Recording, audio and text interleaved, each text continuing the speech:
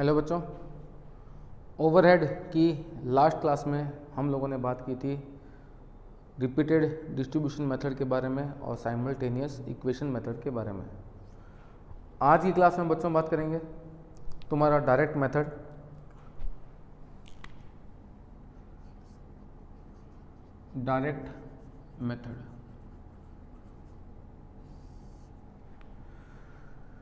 देखो बच्चों, इससे पहले हमने जो बात की थी वो थी तुम्हारे पास में कौन सा मेथड था,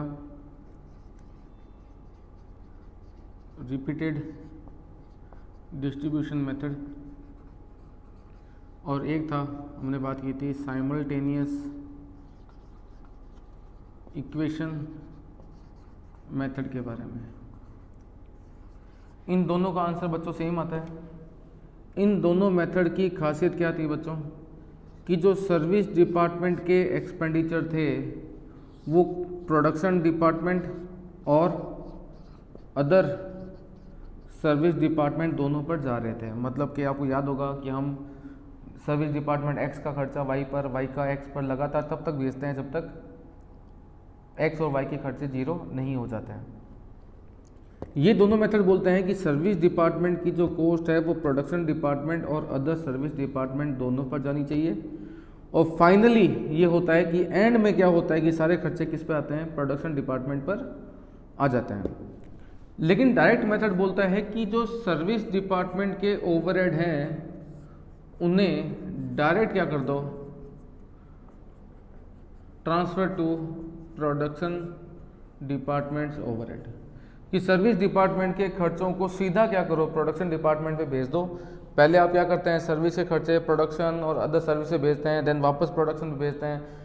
आप इतना लेंथी प्रोसीजर करते हैं। इससे अच्छा क्या है कि डायरेक्ट मेथड बोलता है कि सर्विस डिपार्टमेंट के खर्चे डायरेक्ट प्रोडक्शन डिपार्टमेंट पे ही क्या करते हैं बच्चों, ट्रांसफ़र करते हैं।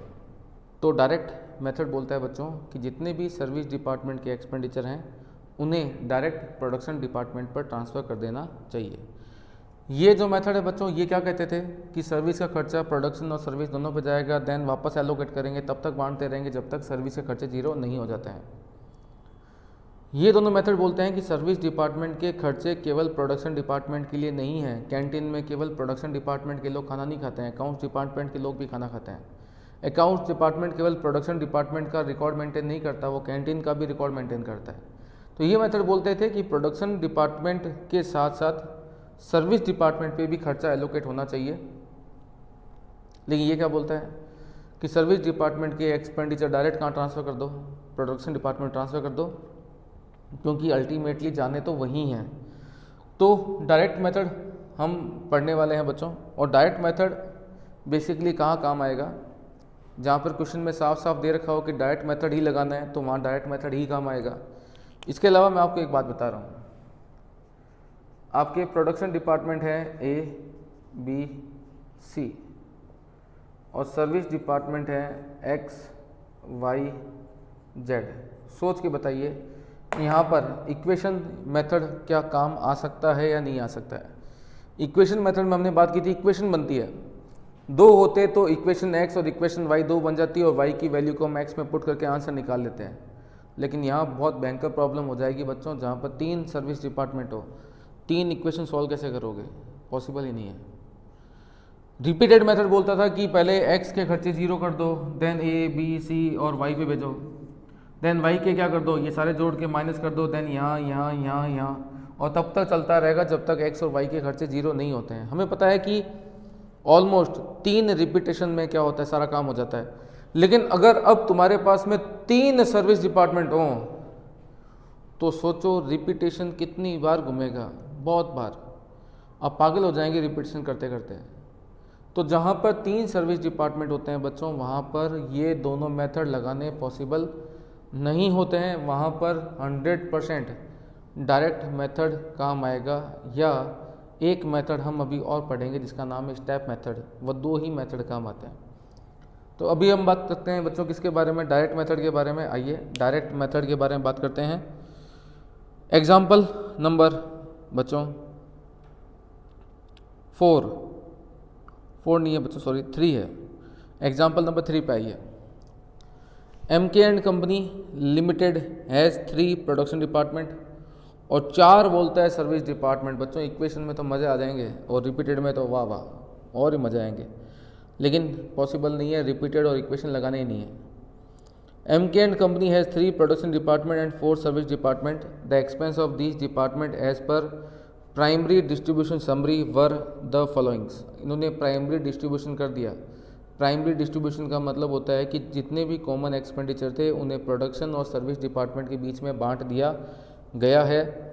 समरी दे रखी है कि प्रोडक्शन डिपार्टमेंट ABC के हिस्से में खर्चे हैं 45, 39, 36 और service department store, time keeping, power and canteen 4 service department दे रखे हैं, उनके हिस्से के खर्चे आपको क्वेश्चन में गिवन है। हमें करना क्या है, क्वेश्चन के लास्ट में ये करना क्या है, apportion the cost of various service department to production department. यहाँ लिखा नहीं गया है डायरेक्ट लगाना है या कौन सा लगाना है, तो हम डायरेक्ट लगाने की ही कोशिश करेंगे, क्योंकि बेस्ट वही रहेगा कि 4 सर्विस डिपार्टमेंट के खर्चे डायरेक्ट क्या कर दो, प्रोडक्शन डिपार्टमेंट पर ट्रांसफ़र कर दो। आइए देखें बच्चों, हम कर रहे हैं secondary distribution of overhead. Secondary distribution of overheads. Production department बच्चों कितने हैं तुम्हारे, PD कितने हैं बच्चों, ABC, PD है ABC। सर्विस डिपार्टमेंट कितने हैं बच्चों, store, time keeping, store, time keeping, इसके बाद में power and canteen, power and canteen. यहाँ पर बच्चों अगर हम लोग क्या लगाने बैठ जाएं, रिपीटेड और इक्वेशन बहुत बड़ी प्रॉब्लम हो जाएगी। यहाँ डायरेक्ट मेथड लगाना है। सबसे पहले हम इनके एक्सपेंडिचर लिख देते हैं बच्चों, कितने हैं 45,000, 39,000, 36,000, 64500, 2400 और 1500। ठीक है, डायरेक्ट मेथड में बच्चों क्या होता है कि हम क्या करेंगे, स्टोर के एक्सपेंडिचर 6000 माइनस करके कहाँ ट्रांसफ़र करेंगे, 1, 2, 3 पर, यहाँ पर नहीं आएंगे। देन टाइम कीपिंग के 4500 हम क्या करेंगे, यहाँ से हटाएंगे। देन 1, 2, 3 यहाँ नहीं आएंगे। देन इसके 2400 यहाँ कर देंगे माइनस, कहाँ जाएंगे, 1, 2, 3 और कहीं पे नहीं जाएंगे। और कैंटीन के लास्ट में 1500 माइनस करके, इन 3 में तो नहीं आना, 1, 2, 3 पे जाएंगे। ये हो गए 0, 0, 0 एंड 0। लेकिन मुद्दा ये है कि खर्चे बांटने किस प्रोपोर्शन में है। स्टोर का खर्चा है, टाइम कीपिंग है, पावर है, कैंटीन है, उनके एक्सपेंडिचर को बांटना किस प्रोपोर्शन में है। क्वेश्चन में पढ़े बच्चों, कहीं ना कहीं आपको प्रोपोर्शन दे रखे होंगे। आइए, following information is also available in respect of production department. Horse power of machine, देखो मशीनों का हॉर्स पावर गिवन है। अगर मशीनों का हॉर्स पावर गिवन है, हॉर्स पावर के बेस पे बच्चों किसको बांटना पसंद करेंगे, स्टोर को, टाइम कीपिंग को, पावर को या कैंटीन को। नाम से क्लियर है कि हॉर्स पावर के बेस पे बच्चों मैं क्या करूँगा, पावर के एक्सपेंडिचर को बांट दूंगा किसके बीच में, इन तीनों के बीच में।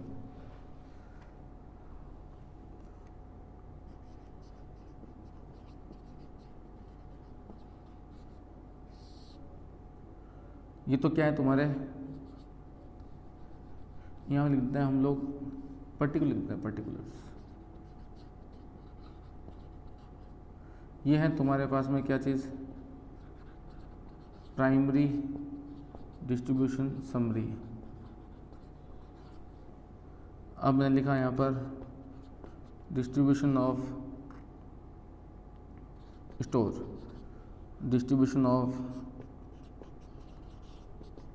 Time keeping, distribution of power. Power के खर्चे को 2400 को जब हमें तीनों के बीच में बांटना है तो पावर के लिए लिखा है यहाँ पर हॉर्स पावर ऑफ मशीन, उसका रेशियो कितना है 996। तो यहाँ पर मैं 9 और 6 के प्रपोर्शन में क्या करूँगा, इस 2400 को तीनों के बीच में बांट दूंगा। क्लियर है, बन जाएगा, कोई दिक्कत वाली बात नहीं है। इसके बाद दे रखा है बच्चों number of worker. Number of worker का मतलब क्या है पहले वो समझना है। नंबर ऑफ वर्कर कहाँ काम आएंगे, स्टोर में, कोई मतलब नहीं। टाइम कीपिंग का मतलब क्या होता है, लेबर कितने बजे आ रहा है, लेबर कितने बजे जा रहा है, उसे हम बोलते हैं टाइम कीपिंग। टाइम कीपिंग का खर्चा किस डिपार्टमेंट पे ज़्यादा आएगा बच्चों, जिस डिपार्टमेंट में नंबर ऑफ वर्कर क्या होंगे, ज़्यादा। क्योंकि ज़्यादा वर्कर होंगे तो वहाँ पर उनके रिकॉर्ड मेंटेन करने में टाइम भी क्या लगेगा, ज़्यादा लगेगा। पावर का नंबर ऑफ वर्कर से कोई मतलब नहीं। कैंटीन में क्या होता है, लेबर खाना खाता है, तो कैंटीन का खर्चा बताओ ए में, बी में या सी में, किस में ज़्यादा आएगा, जहाँ पर नंबर ऑफ वर्कर क्या होंगे, ज़्यादा होंगे। तो यहाँ पर एक बात ध्यान लग गई कि टाइम कीपिंग और कैंटीन दोनों के एक्सपेंडिचर को नंबर ऑफ वर्कर के प्रपोर्शन में बांटना है।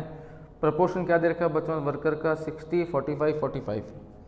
तो एक मैं बांट दूंगा किसका, टाइम कीपिंग 60 45 45 को, और जो लास्ट में आपका कैंटीन था, डिस्ट्रीब्यूशन ऑफ कैंटीन, कैंटीन भी कैसे बांट दूंगा बच्चों में, 60 45 45।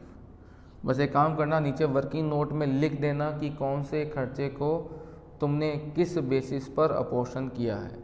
तो ये 3 तो बंट गए, लास्ट बच गया बच्चों स्टोर। स्टोर के बारे में क्या दे रखा है, वैल्यू ऑफ स्टोर रिक्विजिशन, मतलब कि किस डिपार्टमेंट ने कितने कितने रुपए का स्टोर मंगवाया है, 7500 4500 और 3000। तो यहाँ स्टोर के खर्चे को 75 और 45 और 35 की रेशो में क्या करेंगे बच्चों, बांट देंगे। तो यहाँ पर आपके सर्विस डिपार्टमेंट के एक्सपेंडिचर डायरेक्ट प्रोडक्शन डिपार्टमेंट पे बच्चों क्या हो गए, ट्रांसफर हो गए। कौन सा मेथड है, डायरेक्ट मेथड। डायरेक्ट मेथड बहुत सिंपल मेथड है, बस इसमें करना क्या है, सर्विस डिपार्टमेंट के एक्सपेंडिचर उठाइए, कोई मेथड ढूंढिए, कोई प्रपोर्शन का बेसिस ढूंढिए और उस बेसिस पर क्या कीजिए बच्चों, सर्विस डिपार्टमेंट के एक्सपेंडिचर डायरेक्ट प्रोडक्शन डिपार्टमेंट पे क्या कर दीजिए, ट्रांसफ़र कर दीजिए। क्लियर है बात यहाँ तक। इसके बाद डायरेक्ट मेथड हमने किया। इसके बाद में बच्चों एग्जाम्पल नंबर 7 पे आइए। वैसे एग्जाम्पल नंबर जो बच्चों 7 हैं उसमें 2 तरीके से करना है, डायरेक्ट से भी करना है और आपको स्टेप मेथड से भी करना है। कैसे करना है वो मैं आपको सिखाऊंगा, लेकिन पहले डायरेक्ट मेथड करते हैं, देन उसके बाद में बात करेंगे हम स्टेप मेथड की। क्वेश्चन नंबर बच्चों 7 पे आइए। An engine manufacturing company has 2 production department. Engine manufacturing company के बच्चों 2 प्रोडक्शन डिपार्टमेंट है, snowmobile engine and boat engine, और 2 सर्विस डिपार्टमेंट है, maintenance and factory office. Budgeted cost data and relevant cost driver are as follows. आपको cost data and cost driver, cost drivers का मतलब होता है वो basis जिनके आधार पर खर्चों को बांटा जाता है, मतलब कि कोस्ट एलोकेशन बेसिस, जिनके बेस पर एक्सपेंडिचर को बांटा जाएगा उन्हें हम बोलते हैं कोस्ट ड्राइवर्स। तो कोस्ट अकाउंटिंग में जिस बेसिस पर आप खर्चों को डिस्ट्रीब्यूट करते हैं उन बेसिस को बच्चों हम क्या बोलते हैं, कोस्ट ड्राइवर बोलते हैं। आपको एक्सपेंडिचर दे रखे हैं, स्नो मोबाइल के 6 लाख, बोट इंजन के 17, फैक्ट्री ऑफिस 3 लाख और मेंटेनेंस है 2,40,000। कोस्ट ड्राइवर, कोस्ट ड्राइवर का मतलब किस आधार पर खर्चों को बांटना है। फैक्ट्री ऑफिस डिपार्टमेंट के सामने लिखा है नंबर ऑफ एम्प्लॉयज़, मतलब कि फैक्ट्री ऑफिस डिपार्टमेंट के जो खर्चे हैं उसे नंबर ऑफ एम्प्लॉयज़ के बेस पे बांटना है। और नंबर ऑफ एम्प्लॉयज़ कहाँ कितने कितने हैं, स्नो मोबाइल में है 180, बोट इंजन में है 270, मेंटेनेंस में है 150। इसके अलावा मेंटेनेंस डिपार्टमेंट के खर्चे को किस बेसिस पे बांटना है बच्चों, number of work order. Work order कहाँ कितने आए, स्नो मोबाइल इंजन डिपार्टमेंट में 570 ऑर्डर आए हैं, बोट इंजन में 190 ऑर्डर आए हैं, फैक्ट्री ऑफिस में 40 ऑर्डर आए हैं। इन ऑर्डर के बेस पे क्या करना है, मेंटेनेंस डिपार्टमेंट की कॉस्ट को बांटना है। क्वेश्चन की फर्स्ट रिक्वायरमेंट पढ़ें बच्चों, क्या दे रखा है, compute the cost driver allocation percentage. समझ में आया, कुछ नहीं आया छोड़ दो।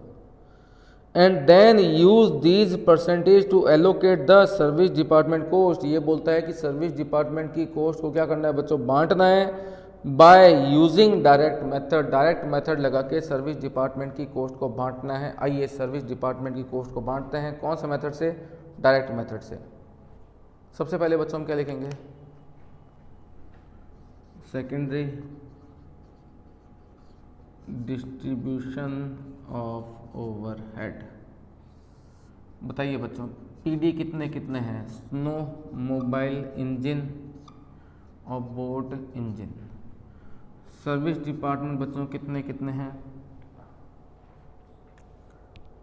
फैक्ट्री ऑफिस और मेंटेनेंस, फैक्ट्री ऑफिस और मेंटेनेंस, ये दो तो कौन हो गए तुम्हारे पास सर्विस डिपार्टमेंट, और ये दो कौन हो गए बच्चों तुम्हारे पास प्रोडक्शन डिपार्टमेंट।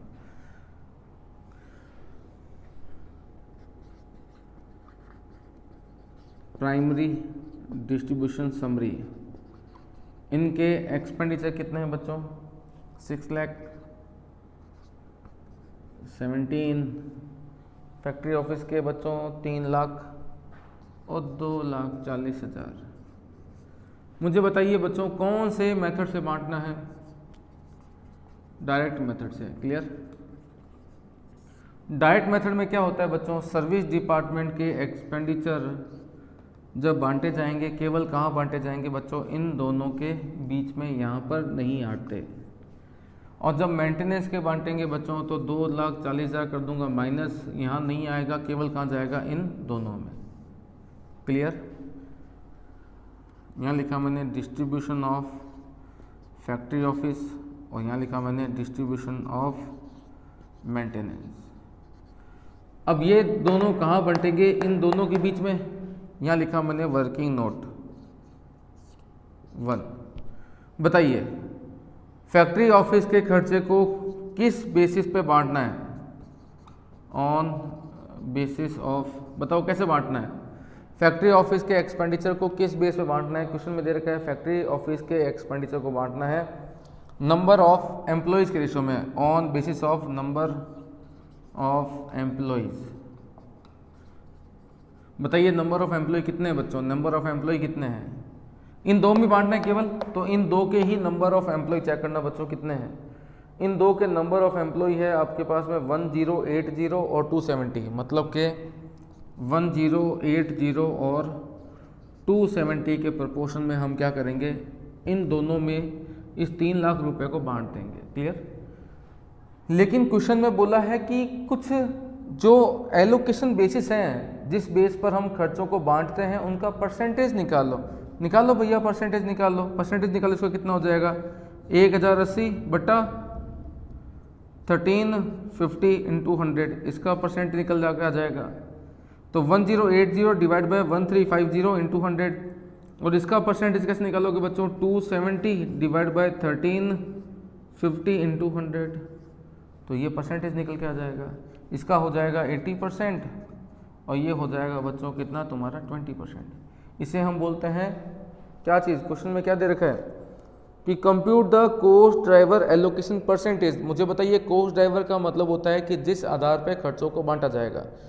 फैक्ट्री ऑफिस के खर्चों को बांटना है नंबर ऑफ एम्प्लॉय के बेस पे, तो नंबर ऑफ एम्प्लॉय कितने हैं 1080 270, इन दो में ही बांटना है, मेंटेनेंस की बात ही नहीं होती है, क्योंकि डायरेक्ट मेथड में हम सर्विस डिपार्टमेंट के एक्सपेंडिचर को केवल प्रोडक्शन डिपार्टमेंट में भेजते हैं, मेंटेनेंस पे जाएगा नहीं। तो इन दो के एम्प्लॉय लिए, इनका परसेंटेज निकाला बच्चों कितना हो गया 80% एंड 20%, तो 3 लाख का 80% यहाँ, 3 लाख का 20% यहाँ, मेंटेनेंस पे दोबारा नहीं जाएगा।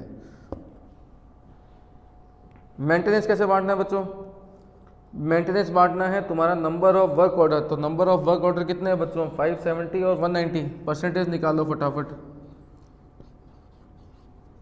परसेंटेज निकालो। इसका हो जाएगा तुम्हारे पास में 25% और ये हो जाएगा तुम्हारे पास में 75%। निकाल लो भले तुम लोग, तो 570 और 190 का प्रोपोर्शन हो जाएगा 75% और 25%, तो 2,40,000 का यहाँ 75 और यहाँ 25, ये हो गया 0, ये हो गया 0। सारे एक्सपेंडिचर बच्चों एलोकेट होके कहाँ आ जाएंगे, प्रोडक्शन डिपार्टमेंट पर आ जाएंगे। ये था तुम्हारे पास में कौन सा मेथड बच्चों, डायरेक्ट मेथड। 7 के बाद बच्चों एग्जाम्पल नंबर 8 पे आइए फटाफट, एग्जाम्पल नंबर 8, 7 के बाद में कौन सा, एग्जाम्पल नंबर 8। 7 के अंदर सेकंड पार्ट बाकी है जिसका नाम है स्टेप मेथड, मैंने अभी सिखाया नहीं है, मैं आपको सिखाऊंगा, देन क्वेश्चन सॉल्व करवा दूंगा। एग्जाम्पल नंबर 8 पे आइए। E books is an online book retailer. E book जो है बच्चों एक ऑनलाइन बुक रिटेलर है। कंपनी हैज़ 4 डिपार्टमेंट्स, 2 तो सेल्स डिपार्टमेंट है जिसका नाम है corporate sales and consumer sales, मतलब कि एक तो हम बड़ी बड़ी कंपनियों को माल बेचते हैं, एक हम नॉर्मल कंज्यूमर को माल बेचते हैं, 2 अलग अलग कंपनी के सेल्स डिपार्टमेंट है। दो सर्विस डिपार्टमेंट है, सर्विस में कौन है आपके पास में, HR एंड इंफॉर्मेशन सिस्टम। ये क्या करते हैं, ये मर्चेंडाइजिंग का काम और मार्केटिंग का काम करते हैं। The following data are available, corporate sales का रेवेन्यू दे रखा है, कॉर्पोरेट सेल के बाद में कंज्यूमर सेल्स का रेवेन्यू दे रखा है, एडमिन और IT के पास में रेवेन्यू नहीं होता है। नंबर ऑफ एम्प्लॉय दे रखा है और प्रोसेसिंग टाइम दे रखा है। कॉस्ट इनकर्ड, कॉर्पोरेट सेल्स की कॉस्ट है 12,97,751, कंज्यूमर सेल्स की कॉस्ट है, देखो कंज्यूमर सेल्स में कॉर्पोरेट सेल्स में तो प्रॉफिट भी है और कॉस्ट भी है, तो कंज्यूमर सेल्स और कॉर्पोरेट सेल्स का तो मैं प्रॉफिट निकाल सकता हूँ, लेकिन जो तुम्हारा एडमिन और IT है उनमें सेल्स नहीं है, केवल खर्चे हैं। इसका मतलब ये दो डिपार्टमेंट तुम्हारे लॉस करवा रहे हैं, हाँ या ना? तो बेसिकली लॉस नहीं करवा रहे हैं, इन दोनों का काम है मार्केटिंग करना। तो हम क्या करेंगे, एडमिन और IT के जितने भी खर्चे हैं उनको क्या करेंगे, कॉर्पोरेट सेल्स और कंज्यूमर सेल्स के एक्सपेंडिचर में जोड़ देंगे, देन उनको अपने अपने डिपार्टमेंट की सेल्स में लेस करके नेट प्रॉफिट निकाल लेंगे। तो मतलब सर्विस डिपार्टमेंट के जो एक्सपेंडिचर होता है, सर्विस डिपार्टमेंट को बेसिकली हम बोलते हैं कॉस्टिंग की भाषा में कॉस्ट सेंटर। कॉस्ट सेंटर का मतलब जहाँ पर एक्सपेंडिचर इनकर्ड होते हैं, रेवेन्यू नहीं होता है, तो ये कॉस्ट सेंटर है। तो कॉस्ट सेंटर के जितने भी एक्सपेंडिचर हैं उनको भेजा जाएगा कहाँ पर, प्रोडक्शन डिपार्टमेंट। प्रोडक्शन को बोलते हैं रेवेन्यू सेंटर। ये वो होते हैं जो रेवेन्यू जनरेट करते हैं। तो ध्यान रखना, कॉस्ट सेंटर के सारे एक्सपेंडिचर रेवेन्यू सेंटर पे क्या किए जाते हैं बच्चों, ट्रांसफ़र किए जाते हैं। नीचे दे रखा है कि company use number of employee. Number of employee तो किस लिए, as a basis to allocate admin cost. Admin cost को बांटने के लिए नंबर ऑफ एम्प्लॉय, और प्रोसेसिंग टाइम को यूज़ करना है किस चीज़ के लिए बच्चों, क्या बांटने के लिए यूज़ करना है, प्रोसेसिंग टाइम। प्रोसेसिंग टाइम को यूज़ करना है बच्चों IT डिपार्टमेंट के इंफॉर्मेशन सिस्टम के खर्चों को बांटने के लिए क्या करना है आपको प्रोसेसिंग टाइम को बेस लेके चलना है। Required, calculate the support department cost, allocate the support department cost to the sales department using direct method. सबसे पहले आपको क्या करना है बच्चों, जो सर्विस डिपार्टमेंट है उनके एक्सपेंडिचर को सीधा क्या करना है, सेल्स डिपार्टमेंट के बीच में बांटना है। हाँ बच्चों, स्टार्ट करते हैं इसका प्रैक्टिकल पोर्शन। आपके पास में कॉर्पोरेट सेल, कंज्यूमर सेल, दो तो प्रॉफिट सेंटर हैं। कॉर्पोरेट सेल्स, कंज्यूमर सेल्स, ये दो प्रॉफिट सेंटर हैं।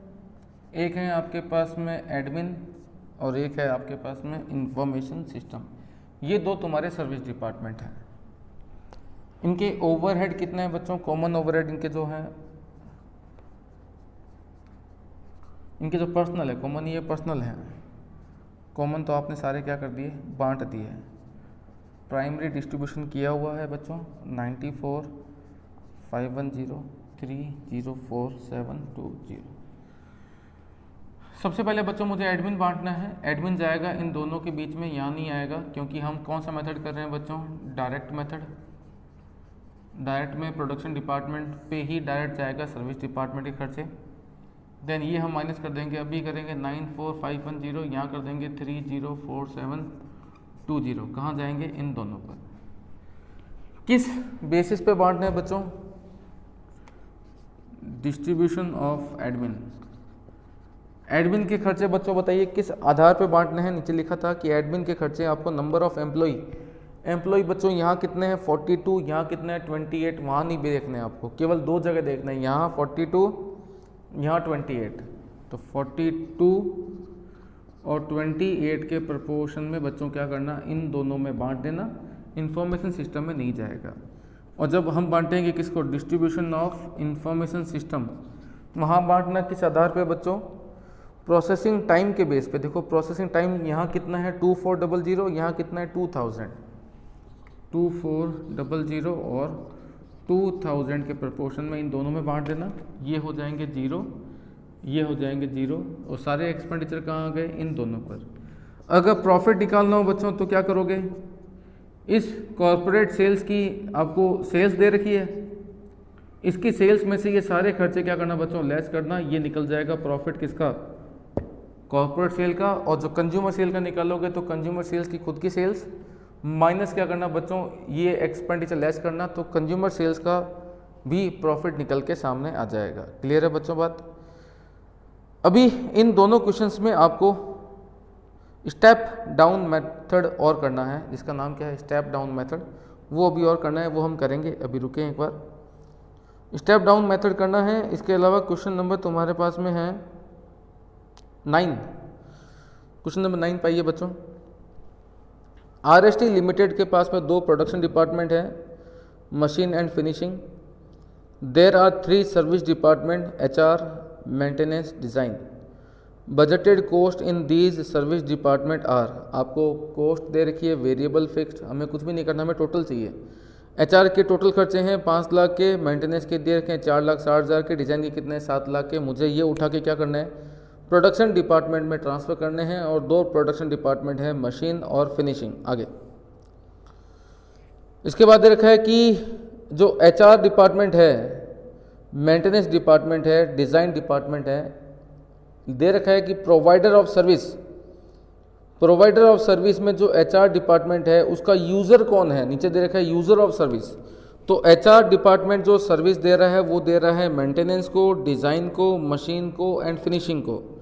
और जो मेंटेनेंस डिपार्टमेंट है वो सर्विस दे रहा है एक आपके डिज़ाइन में 500, मशीन में 3500, फिनिशिंग में 4000। और जो डिज़ाइनिंग डिपार्टमेंट है वो सर्विस दे रहा है मशीनिंग में और फिनिशिंग में 4500 और 1500।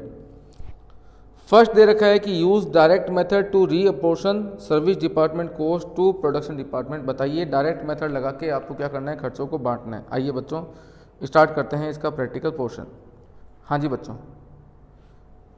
आप मुझे बताइए कि प्रोडक्शन डिपार्टमेंट कौन है, मशीन एंड फिनिशिंग, उनके एक्सपेंडिचर आपको गिवन नहीं है। आपको एक्सपेंडिचर दे रखे हैं बच्चों किसके, केवल मशीन एंड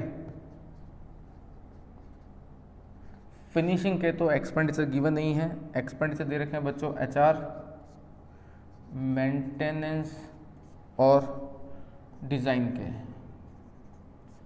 इनके एक्सपेंडिचर कितने हैं 5 लाख, 4,60,000 और 7 लाख। 5 लाख माइनस करूँगा कहाँ जाएगा, केवल इन 2 में, यहाँ नहीं आएगा।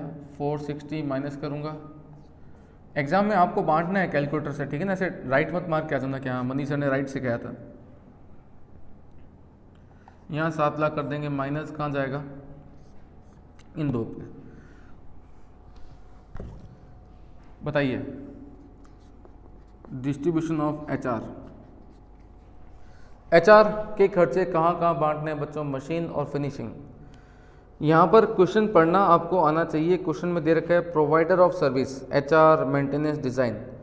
HR प्रोवाइडर है, सर्विस दे रहा है, और सर्विस लेने वाला कौन है, मेंटेनेंस है, डिज़ाइन है। हमें मेंटेनेंस डिज़ाइन पे खर्चे बांटने ही नहीं है, HR के खर्चे बांटने हैं केवल मशीन और फिनिशिंग पे। देखना मशीन और फिनिशिंग कितनी कितनी सर्विस ले रहे हैं, ये ले रहा है 4000, ये ले रहा है 5000। तो मैं क्या करूँगा बच्चों 4000 और 5000 के प्रपोर्शन में ये 5 लाख को इन दोनों के बीच में बांट दूंगा। मेंटेनेंस, बताइए बच्चों मेंटेनेंस किसको सर्विस दे रहा है, मेंटेनेंस HR, मेंटेनेंस इन 2 को सर्विस दे नहीं रहा, ये दे रहा है आपका डिज़ाइन को। हमें बांटना नहीं है डिज़ाइन पे, हमें बांटना है केवल किस पे, मशीन और फिनिशिंग पे। 3500 और 4000, तो यहाँ 3500 और 4000 के रेशो में क्या करना, सारे खर्चे को बांट देना। और लास्ट में बांटना है डिज़ाइन को। डिज़ाइन बच्चों किन किन को सर्विस दे रहा है, डिज़ाइन सर्विस दे रहा है मशीन और फिनिशिंग को। मशीन और फिनिशिंग को सर्विस दे रहा है 4500 और 1500, तो यहाँ 4500 और 1500। एक बात आपको समझ आ चुकी होगी बच्चों कि प्रोडक्शन डिपार्टमेंट पे ही जा रहे हैं, एक सर्विस डिपार्टमेंट का खर्चा दूसरे सर्विस डिपार्टमेंट पे नहीं जा रहा, ये केवल और केवल प्रोडक्शन डिपार्टमेंट पे जा रहे हैं। तो यहाँ ये 0 हो गए और सारे खर्चे बच्चों क्या हुआ, इन दोनों के बीच में डिस्ट्रीब्यूट हो गए। तो ये हमने अभी तक किए क्वेश्चन बच्चों डायरेक्ट मेथड के। अब जो मेन काम पेंडिंग है बच्चों, वो पेंडिंग है तुम्हारा किस चीज़ का, स्टेप मेथड बाकी रह गया। अब बात करते हैं बच्चों किसके बारे में, स्टेप मेथड के बारे में, कि स्टेप मेथड क्या होता है। देखिए बच्चों, अभी तक हमने 2 टाइप के कंसेप्ट किए। एक हमने किए थे, आपको पता होगा, जिसको हम बोलते हैं रिपीटेड डिस्ट्रीब्यूशन मेथड, एक हमने किया था साइमल्टेनियस इक्वेशन मेथड। ये दो मेथड बोलते हैं कि जितने भी एक्सपेंडिचर होते हैं सर्विस डिपार्टमेंट के, वो प्रोडक्शन डिपार्टमेंट के साथ साथ अदर सर्विस डिपार्टमेंट पर भी जाते हैं, जो हमने इन दोनों मेथड में देखा था। एक हमने किया बच्चों कौन सा method, direct method. Direct method बोलता है कि बच्चों सर्विस डिपार्टमेंट के खर्चे ओनली प्रोडक्शन डिपार्टमेंट पर भेजे जाएंगे, ऐसा बोलता है कौन, डायरेक्ट मेथड। लेकिन अब जो मेथड आ रहा है जिसका नाम क्या है बच्चों, स्टेप मेथड, वो इन दोनों का एक प्रॉपर कॉम्बिनेशन है, जिसको हम बोलते हैं स्टेप मेथड। आइए बच्चों बात करते हैं किसके बारे में, स्टेप मेथड के बारे में। ये दोनों आपने कर लिए, अब बात करते हैं स्टेप मेथड के बारे में। जैसा कि बच्चों मैंने आपको बताया कि स्टेप मेथड इन दोनों टाइप के मेथड्स का एक कॉम्बिनेशन है। क्या होता है उसमें, आपके प्रोडक्शन डिपार्टमेंट हैं ए और बी, सर्विस डिपार्टमेंट है आपके पास में x y z. Step method, step method बोलता है बच्चों कि जब हम स्टेप मेथड लगाते हैं तो ये मेथड बोलता है कि एक सर्विस डिपार्टमेंट का एक्सपेंडिचर प्रोडक्शन डिपार्टमेंट पर भी जाएगा और सर्विस डिपार्टमेंट पर भी जाएगा।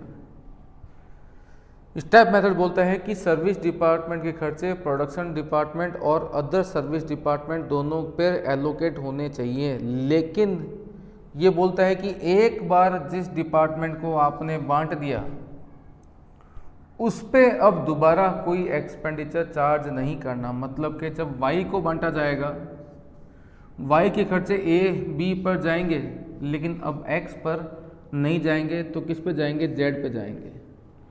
ये मेथड बोलता है कि एक सर्विस डिपार्टमेंट का खर्चा दूसरे सर्विस डिपार्टमेंट पे बांटा जाएगा, लेकिन वापस उस पे एलोकेट नहीं किया जाएगा। आपको याद हो कि हम लोगों ने जब रिपीटेड किया था तो हमने क्या किया था, ए बी सी डी, सी के खर्चे माइनस ए पर, बी पर, डी पर। देन जब डी के माइनस किए तो हमने क्या किया, ए बी और सी पर।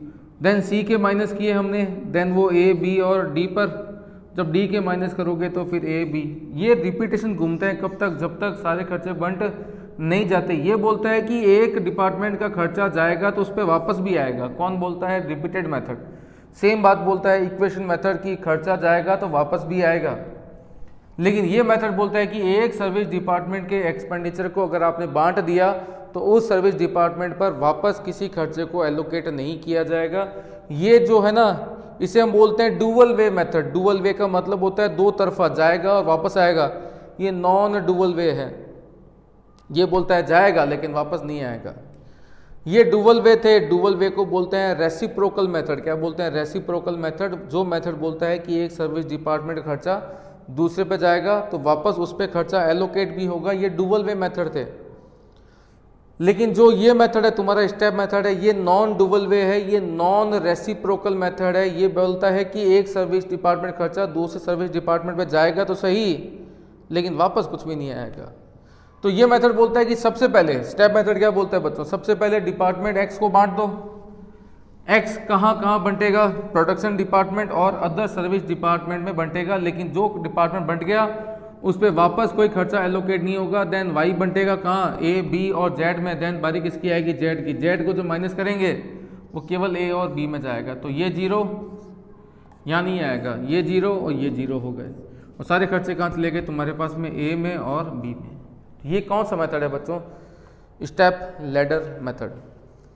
स्टेप मेथड बोलता है कि एक सर्विस डिपार्टमेंट का खर्चा जब एलोकेट किया जाएगा तो वो दूसरे प्रोडक्शन के साथ साथ अदर सर्विस डिपार्टमेंट पे जाएगा। लेकिन जिस सर्विस डिपार्टमेंट को आपने बांट दिया उस पर वापस कोई एक्सपेंडिचर रीएलोकेट नहीं होगा। अगर रीएलोकेट कर देंगे तो ये वापस क्या बन जाएगा, तुम्हारा रिपीटेड बन जाएगा। रिपीटेड नहीं बनाना इसको मुझे। स्टेप मेथड बोलता है कि एक बार जिस डिपार्टमेंट के खर्चे को बांट दिया ना, वापस उस पर कोई एक्सपेंडिचर एलोकेट नहीं होने वाला है। क्लियर। आइए प्रैक्टिकल पोर्शन स्टार्ट करते हैं बच्चों इसका, स्टेप मेथड का प्रैक्टिकल क्वेश्चन बच्चों। अभी देखते हैं कौन सा क्वेश्चन करें हम लोग। क्वेश्चन नंबर 4 करते हैं बच्चों। क्वेश्चन नंबर 4, आइए क्वेश्चन नंबर 4 करते हैं।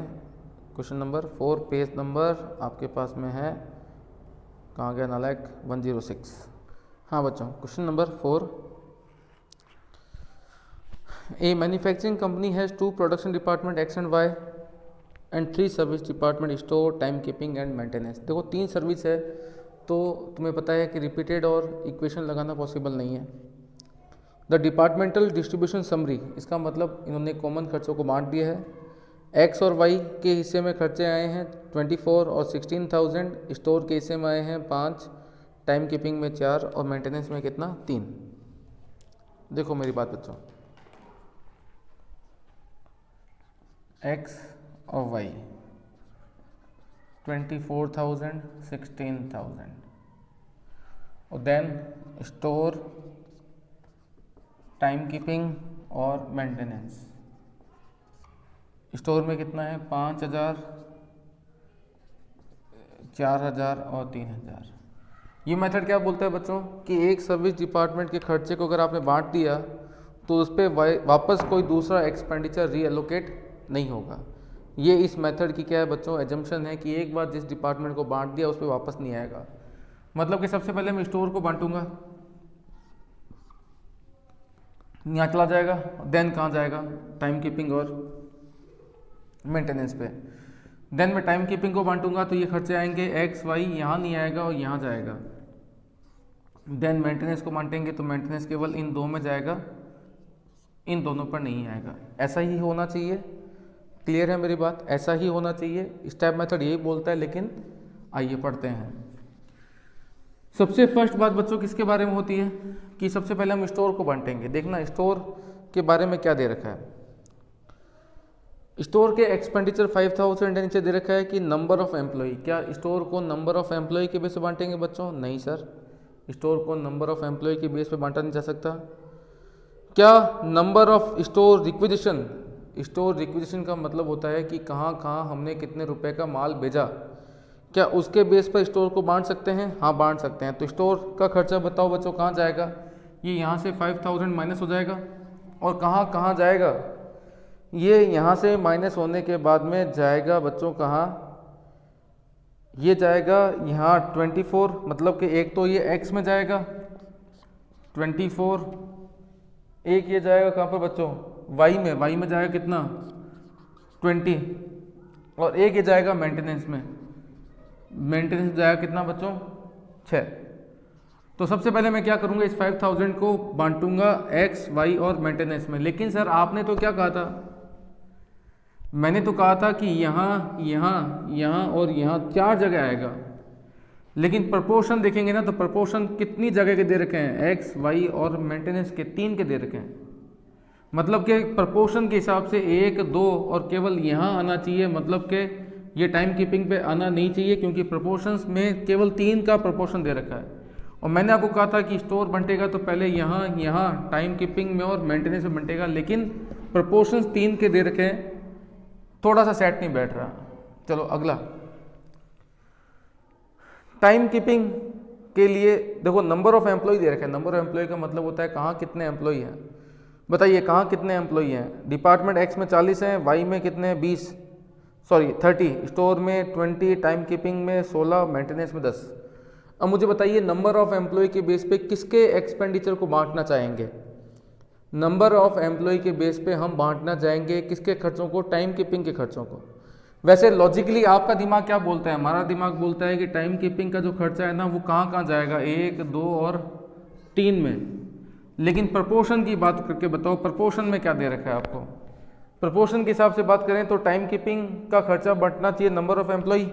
एम्प्लॉय कहाँ कहाँ दे रखे हैं? एक्स में दे रखे हैं कितने 40, वाई में दे रखे हैं 30, स्टोर में दे रखे हैं कितने 20, खुद टाइम कीपिंग में दे रखे हैं कितने 16। ध्यान रखना, एक डिपार्टमेंट का खर्चा जब माइनस करते हैं ना तो दूसरों के बीच में बांटते हैं। दूसरों के प्रपोर्शन निकालने हैं, खुद का प्रपोर्शन नहीं निकालना, मतलब कि खुद का खर्चा खुद के डिपार्टमेंट में एलोकेट नहीं होता है।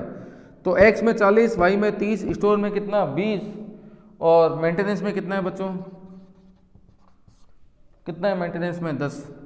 लेकिन जैसे कि मैंने आपको बताया था कि टाइम कीपिंग खर्चा बंटेगा तो कहाँ कहाँ जाएगा, एक्स वाई और मेंटेनेंस में। लेकिन यहाँ प्रपोर्शन दे रखे हैं 4 के, एक्स वाई स्टोर और मेंटेनेंस 4 के प्रपोर्शन दे रखे हैं, तो सेट कैसे करूँ। दिक्कत ये हो गई है कि मुझे इस खर्चे को 1, 2, 3 में बांटना है, लेकिन प्रपोर्शन दे रखे हैं 4 के। स्टोर को 1, 2, 3, 4 में बांटना है, लेकिन प्रपोर्शन दे रखे हैं किसके, 3 के।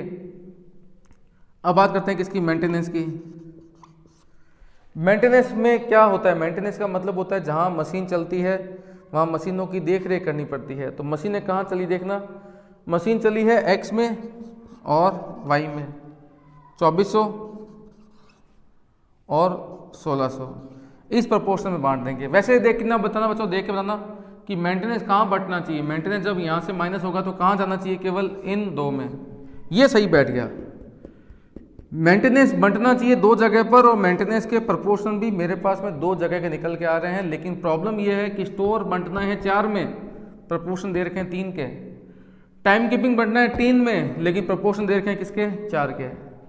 ये बहुत बड़ा कंफ्यूजन हो गया, क्योंकि स्टोर बंटना चाहिए x y time keeping maintenance, लेकिन अवेलेबल प्रपोर्शन केवल 3 के हैं।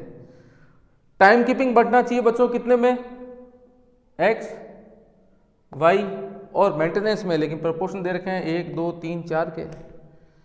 ये ठीक है, मेंटेनेंस बंटना चाहिए 1, 2 में और 2 के प्रपोर्शन दे रखे हैं।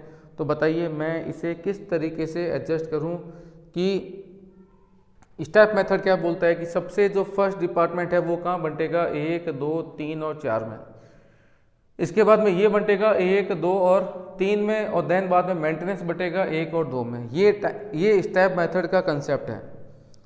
लेकिन कंसेप्ट के हिसाब से प्रपोर्शन सेट नहीं बैठ रहे हैं। तो बताइए क्या किया जाए कि प्रपोर्शन सेट बैठ जाए। अब एक सोच के बताओ, क्या मैं ऐसे कर सकता हूँ, कैसे, इन दोनों को मैं इंटरचेंज कर देता हूँ। यहाँ लिख देता हूँ किसको, टाइम कीपिंग को, यहाँ लिख देता हूँ किसको, स्टोर को। अमाउंट कितना है, 4000 और 5000। ये मेथड क्या बोलता है कि जिस डिपार्टमेंट को बांटोगे उसके खर्चे कहाँ जाएंगे, 1, 2, 3 और 4 में। अगले को बांटोगे तो कहाँ जाएंगे, 1, 2 और 3 में, यहाँ नहीं आएंगे। और देन ये कहाँ जाएगा, केवल 1 और 2 में, यहाँ नहीं आएगा। अब देखना क्या ये सेटिंग बैठती है क्या। अब फर्स्ट कौन है, टाइम कीपिंग। टाइम कीपिंग का खर्चा देखना कैसे बांटना है। टाइम कीपिंग बांटना है 1, 2, 3, 4 प्रपोर्शन मेरे पास है, एक्स का, वाई का, स्टोर का, मेंटेनेंस का, 4 प्रपोर्शन है। देन स्टोर बांटना है कितने में, 3 में, 3 के प्रपोर्शन मेरे पास में। अब सेटिंग बैठ गई ना ऑटोमेटिकली। तो ऐसे क्वेश्चन अगर एग्जाम में आता है तो आपको दिक्कत ये आएगी कि प्रपोर्शंस मेथड के साथ में सूटेबल नहीं होते हैं। मेथड बोलता है कि फर्स्ट डिपार्टमेंट के एक्सपेंडिचर को इन दोनों में और अगले 2 में बांटा जाएगा, लेकिन प्रपोर्शन सेट नहीं बैठ रहे हैं। तो ये बोलता है कि सबसे पहले तो आपको एक देखना पड़ेगा कि सबसे पहले स्टोर का नाम लिखा है तो क्या स्टोर को ही बांटना है क्या, या सबसे पहले टाइम कीपिंग का नाम लिखा है तो क्या टाइम कीपिंग को ही पहले बांटना है, या एक दूसरे को इंटरचेंज कर सकते हैं। सबसे फर्स्ट थिंग आपको ये समझनी है कि क्या इंटरचेंज पॉसिबल है, या जिस सीक्वेंस में नाम दे रखे हैं उसी सीक्वेंस में ही बांटना कंपलसरी है। तो मैं आपको बता दूं, ऐसा कहीं फिक्स नहीं है कि जिस सीक्वेंस में दे रखे हैं तो उसी सीक्वेंस में बांटना है, नहीं। आप सीक्वेंस को प्रपोर्शन से मैच करने के लिए क्या कर सकते हैं, चेंज कर सकते हैं। और कैसे चेंज किए जाएंगे वो हम बात करेंगे बच्चों नेक्स्ट वीडियो में। आज आपको मैंने स्टेप मेथड के बारे में बताया कि होता क्या है, प्रैक्टिकली इसको कैसे अप्लाई करेंगे वो हम बात करेंगे बच्चों कल की वीडियो में। थैंक यू बच्चों, बाय बाय।